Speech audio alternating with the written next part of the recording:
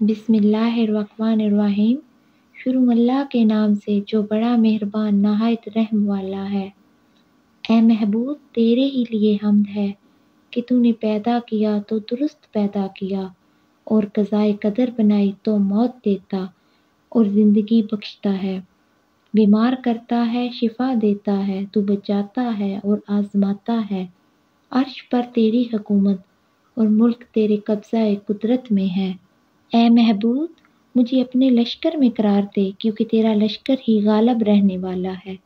مجھے اپنے گروہ میں قرار دے کیونکہ تیرا ہی گروہ کامیاب ہونے والا ہے۔ اے محبوب میرے دین میں بہتری فرما دے کیونکہ یہ میری ذات کا نگہباں ہے۔ السلام علیکم ورحمۃ اللہ وبرکاتہ۔ انسان ہونے کے ناطے ہم سب سے غلطیاں سرزد ہوتی ہیں، اور جب ہم اپنے گناہوں پر نادم ہوتے ہیں تو توبہ کے لیے اپنے خالق کی بارگاہ میں حاضر ہوتے ہیں۔ وہی خالق بہتر جانتا ہے کہ ہماری توبہ قبول ہوئی کہ نہیں۔ البتہ اپنی زندگی میں نظر آنے والی کچھ تبدیلیوں سے ہمیں کسی حد تک اندازہ ضرور ہو سکتا ہے کہ توبہ کے بعد ہم کس قدر فلاح کے راستے کی جانب گامزن ہوئے۔ قرآن و حدیث کی ہدایت کی روشنی میں کچھ ایسی نشانیوں کے بارے میں بیان کیا گیا ہے۔ مثال کے طور پر ایک حدیث کا مفہوم ہے کہ جب تمہارے اچھے اعمال سے تمہیں مسرت یعنی خوشی محسوس ہونے لگے اور برے اعمال سے تکلیف اور غم محسوس ہو تو یہ ایمان کی نشانی ہے۔ اسی طرح جب انسان اپنے گناہوں سے سچے دل کے ساتھ توبہ کر لے اور یہ عہد کرے کہ وہ دوبارہ گناہ کی جانب مائل نہیں ہوگا تو اسے اپنے خالق سے رحم اور مغفرت کی پوری امید رکھنی چاہیے۔ توبہ دراصل اپنے گناہوں پر گہرا دکھ اور ندامت محسوس کرنے کا ہی دوسرا نام ہے۔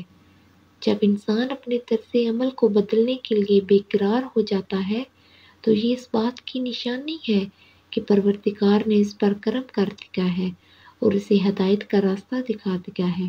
علماء کہتے ہیں کہ دل کی اس بے قراری کا خاتمہ صرف اللہ تعالیٰ کی رضا و خوشنودی کے حصول سے ممکن ہے۔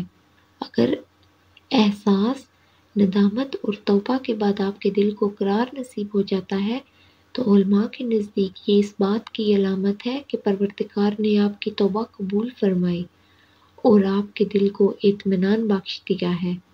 بعض لوگ دعا کرتے ہیں اور اس کے قبول نہ ہونے پر پریشان بھی ہوتے ہیں، حالانکہ کسی کی دعا رد نہیں ہوتی، اس کی قبولیت کا ایک وقت مقرر ہوتا ہے۔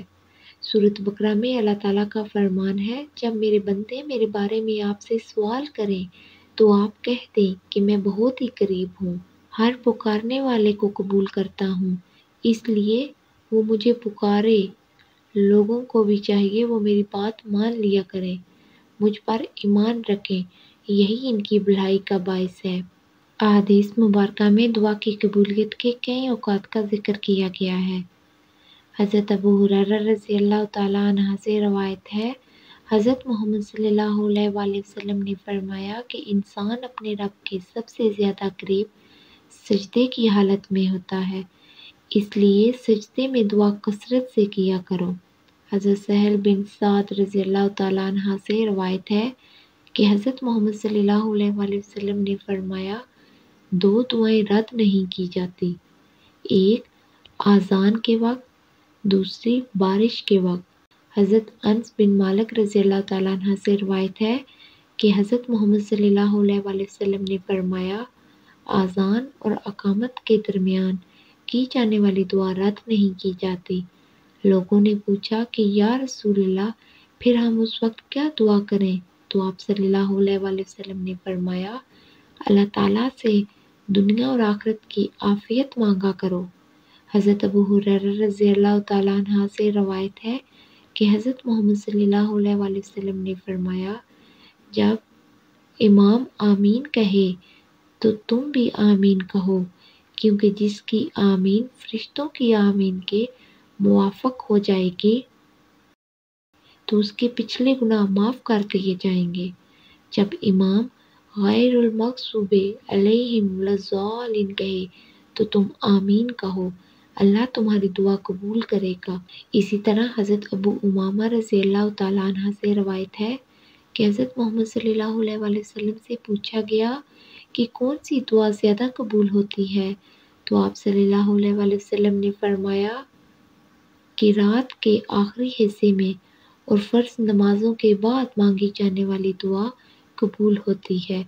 حضرت جابر رضی اللہ تعالیٰ عنہ سے روایت ہے کہ حضرت محمد صلی اللہ علیہ وآلہ وسلم نے فرمایا کہ رات میں ایک گھڑی ایسی ہوتی ہے کہ اس وقت جو مسلمان بندہ اللہ تعالیٰ سے جو بھی بھلائی مانگے گا، اللہ تعالیٰ اسے ضرور عطا فرمائیں گے۔